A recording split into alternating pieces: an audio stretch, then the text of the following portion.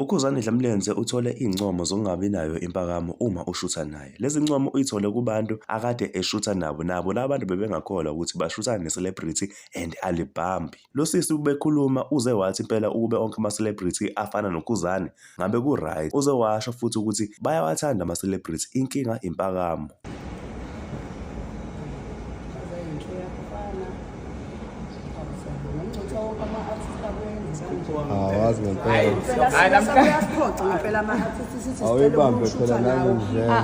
Ngijahile kanti siyanithanda, sinithanda kwangempela futhi.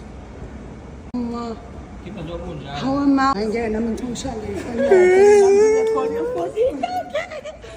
awungeke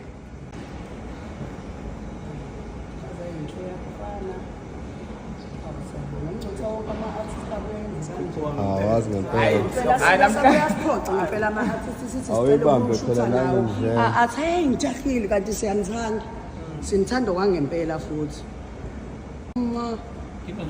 Hawu ma ngeke nami ngithungishane